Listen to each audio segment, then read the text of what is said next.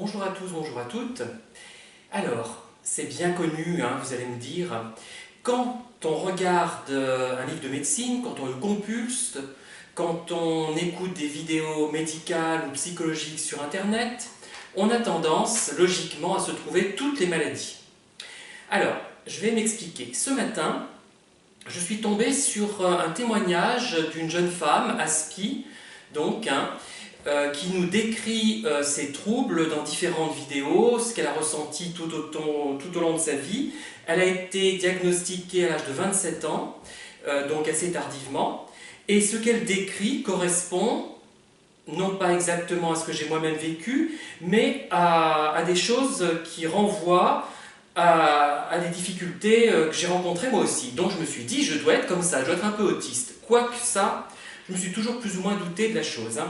Elle nous dit par exemple qu'elle a des difficultés au niveau des codes sociaux, au niveau de la conduite automobile. Elle serait psychorigide à certains points de vue, notamment au niveau du respect des lois. Elle parle aussi d'une hypersensibilité. Et enfin, elle parle de ses difficultés scolaires. Elle était soit extrêmement bonne, soit très mauvaise. C'était tout ou rien. Bon, je ne dis pas que je me reconnais parfaitement dans ce profil, mais en grande partie quand même. Des difficultés avec les codes sociaux, oui, moi j'en ai, et parfois, à part des codes qui me semblent logiques et que j'ai bien intégrés, comme de dire bonjour, d'être un petit peu souriant, un petit peu agréable, quoi, ça me paraît assez logique, selon ma logique du moins. Ce n'est peut-être pas logique pour tout le monde, puisque parfois on est mécontent, malheureux, et on a le droit peut-être de l'exprimer, il n'y a pas de raison, tout dépend quel est l'interlocuteur. Mais dans une autre vidéo, je vous ai parlé de ce problème par rapport au bon appétit qu'on est obligé de lancer. Moi je ne le lance plus jamais, ça ne me convient pas. Alors ça voudrait dire que ce qu'on mange, la bouffe qu'on ingurgite est mauvaise, puisqu'il faut faire un effort pour la manger. Moi c'est pas le problème, c'est même le problème inverse. Pourquoi j'ai toujours 5-6 kilos de trop depuis l'âge de, on va dire, 25 ans? Parce que je mange trop, parce que j'ai trop bon appétit, j'ai pas de problème pour manger. C'est seulement quand je suis vraiment très malade que je ne mange pas ou très déprimé. Donc c'est peut-être ça en fait. Pour ça qu'on dit bon appétit. Moi ça me sidère de dire une chose pareille, d'autant plus que c'est considéré par les gens bien élevés comme une chose peu, comment dire, peu polie et même grossière, puisqu'on fait allusion au fait que le repas qu'on va ingurgiter n'est peut-être pas bon. Ingurgiter, en l'occurrence, est un terme adéquat, puisque ce n'est pas quelque chose de bon, apparemment, puisqu'on doit nous souhaiter bon appétit. Dans les restaurants, ils le font, ça m'a vraiment choqué et dérangé. J'espère que dans les restaurants gastronomiques, ils évitent cet impair, au moins. Mais moi, ce n'est pas logique pour moi, donc je n'arrive pas à utiliser cette formule, je trouve ça idiot. Et ça donne l'impression qu'on ne sait pas quoi dire aux gens, et que ça permet de meubler la conversation. Donc je ne le dis plus, j'en ai parlé d'ailleurs à des collègues. Bon, évidemment, je ne peux pas leur dire « c'est mal élevé de dire ça au moment où ils le disent », parce que ça sera encore plus mal élevé de le dire. Voilà. Voilà, c'est un exemple de code, parmi d'autres, il y en a d'autres qui ne me viennent pas à l'esprit, que je ne maîtrise pas, que je ne comprends pas, et j'ai beau lire sur la question, ça ne rentre pas, ça ne passe pas, et puis c'est tout, c'est comme ça. Et ça me rapproche de ce profil d'Aspi. Bon, je suis légèrement fou, j'ai toujours pensé légèrement, comment dire, pas fou, mais original. Alors, au niveau de la conduite automobile, j'ai eu quelques difficultés pour apprendre mon permis. Donc, le code, je l'ai eu rapidement. La conduite, j'ai passé 3 fois, j'ai eu qu'à la 3e reprise, et j'ai dû passer 40 leçons quand même, ce qui à l'époque était beaucoup. Je passais pour quelqu'un qui était en difficulté à ce niveau-là. Donc, maintenant, bon, j'ai réussi à conduire, à utiliser cet outil. Mais c'est vrai que ça m'a vraiment posé problème et j'avais une terreur en fait par rapport à la conduite, c'était d'écraser quelqu'un. Et pendant que je prenais des leçons de conduite, j'avais des rêves récurrents qui me venaient, c'était que j'étais écrasé par un autobus. Voilà, c'est bizarre mais c'est comme ça. Donc cette difficulté, moi ça ne me semblait pas forcément facile à intégrer cette conduite. Et ce que me dit cette jeune femme me rappelle un petit peu moi. La psychorigidité, alors là oui, moi je pense que les lois doivent être respectées et j'ai du mal à admettre qu'on ne respecte pas la loi. Même si moi, bon, je ne dis pas que je la respecterai certainement parce que je ne connais pas toutes les lois en fait, c'est pour ça que j'ai certainement des lois que je ne respecte pas sans le savoir. Ça me gêne beaucoup.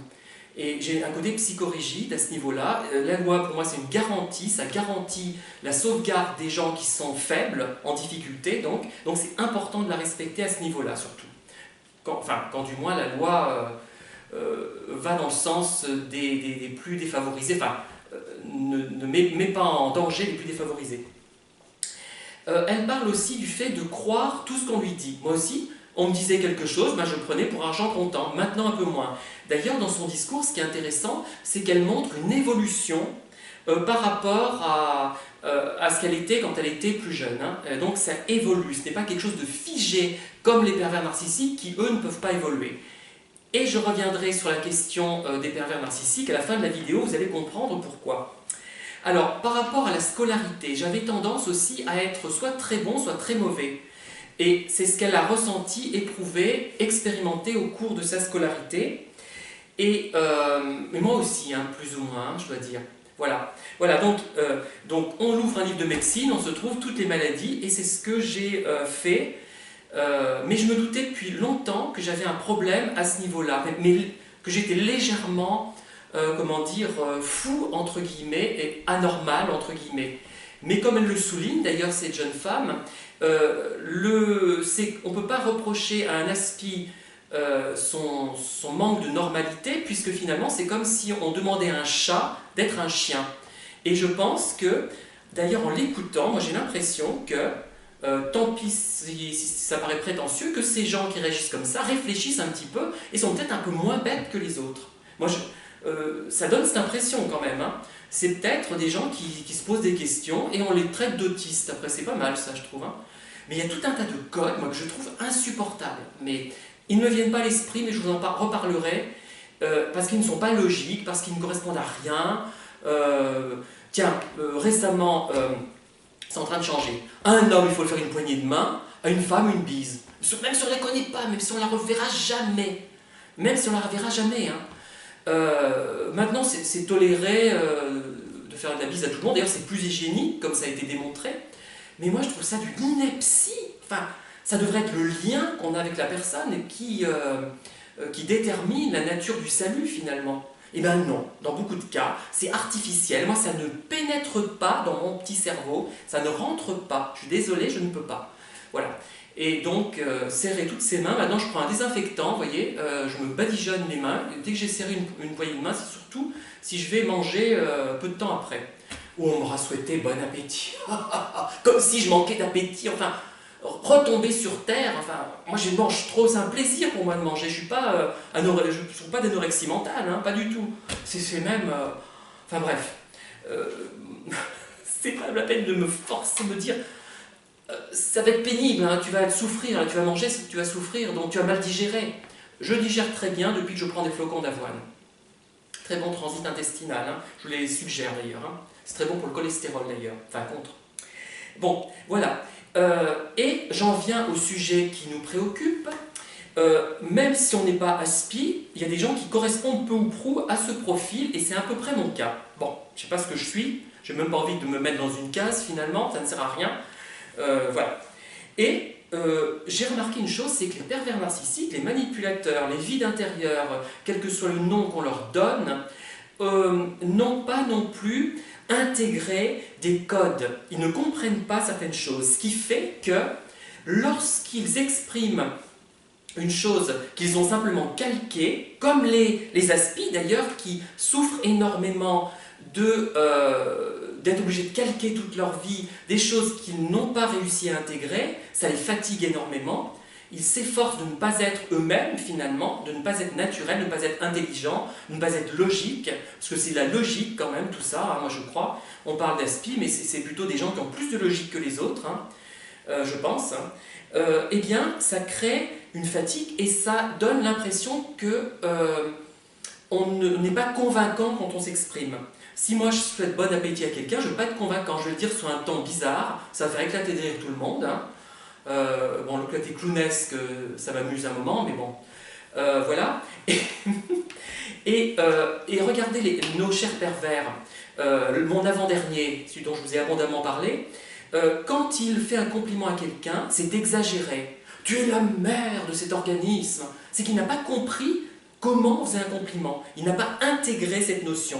Comme il n'a pas de sentiment réel, de sentiment affectueux, disons, pour les gens, il plaque bêtement ce qu'il a entendu.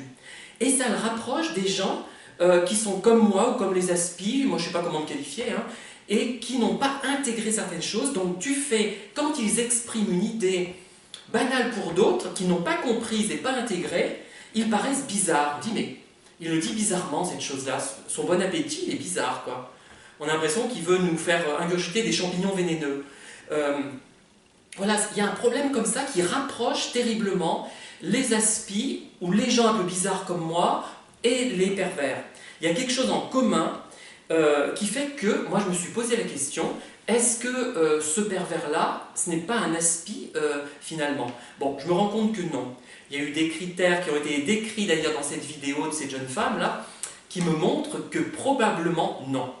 Mais le fait que les deux se ressemblent, vu de l'extérieur de façon superficielle, se ressemblent en partie, et d'ailleurs d'autres vidéos traitent de ce thème, hein, ça peut induire en erreur. D'autre part, moi je me pose la question, est-ce que je me demande si un aspi ou une personne bizarre comme moi peut croire que face à son pervers, elle dit tiens, c'est quelqu'un comme moi, qui n'a pas intégré les codes, qui ne les comprend pas, qui ne les accepte pas, qui est logique au fond de lui-même, et qui n'arrive pas à intégrer certaines choses. Donc, ça les rapproche, ça peut rapprocher ces deux populations. Des gens, ce sont deux, comme je disais dans plusieurs vidéos, ce sont pas les frères ennemis, comment dire, deux frères, le frère positif, le frère négatif, ou la sœur positive, la sœur négative, qui sont à la fois pareils et inverses. Ils sont pareils, l'un dans la relative gentillesse et l'autre dans la méchanceté. Vous voyez, c'est toujours le même problème qui revient. Et c'est ce qui rapproche des gens, on va dire, peut-être hypersensibles, peut-être aspi, peut-être un peu bizarres, comme je peux l'être, qui rapproche ces gens des manipulateurs pervers et qui fait qu'ils s'entendent par confusion. Tiens, celui-là, il me ressemble, il est mal à l'aise en société, du moins à certains points de vue. Quand les codes sont logiques, je suis très à l'aise. C'est quand le manque de logique est présent, en fait, je ne suis pas à l'aise. J'ai remarqué ça. Voilà. Sinon, je peux être complètement sûr de moi si on me présente un environnement à peu près cohérent. En général, c'est le cas d'ailleurs. Hein. Mais quand quelque chose est bizarre, hein, bon appétit, une poignée de main alors qu'on se connaît depuis 30 ans, une bise alors que cette fille, je ne l'ai pas vue depuis, je la connais depuis 3 minutes, etc., etc. Des fois qu'on croit qu'on est pédé, hein, faut surtout pas se faire une bise entre hommes, voilà. Ça change, heureusement, hein, ces conneries-là, elles changent. Mais voilà, des trucs comme ça, mais qui sont d'une bêtise. Et voilà, et donc on a notre pervers qui n'a rien compris des sentiments et de plein de choses en relation avec les sentiments. Nous, qui n'avons rien compris des codes absurdes, on se dit mais ça y est, c'est une révélation. Et eux, ils se disent, bah, tiens, celui-là, c'est peut-être quelqu'un qui va s'emboîter dans ma complexité et dans ma folie.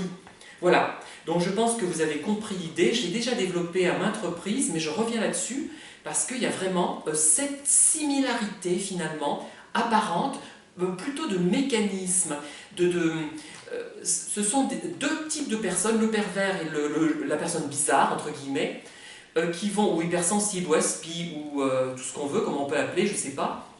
Bon, il y en a plusieurs sortes à mon avis. Hein. Là, je suis très simpliste, mais il y en a plusieurs sortes. Hein. Et bien, ils se trompent, et ils croient que, et l'un se dit, tiens, peut-être aussi qu'ils nous prennent pour des manipulateurs. Il faut dire que les pervers pensent que les autres sont manipulateurs également, hein, mais qu'ils sont moins doués qu'eux. Voilà pour cette vidéo. Elle va paraître avant midi, sans doute. Je ne vous souhaiterai pas bon appétit, parce que comme le souligne la baronne de Rothschild, même si c'est une baronnie d'Empire, je crois, donc moins grande valeur que la baronnie d'Ancien Régime, souhaiter bon appétit à quelqu'un, ça fait très plouc. Et moi, je ne suis pas plouc, même si mon père était un réfugié hongrois qui marchait pieds nus dans la neige étant gamin, et ma mère, une châtelaine de Saint-Julien, le Châtel, mais pauvre, hein, hélas. Le château n'avait plus qu'une seule tour. Hein. Je refuse de sombrer dans cette médiocrité ambiante. Bonne soirée, bonne journée. Ça, j'ai le droit de le dire.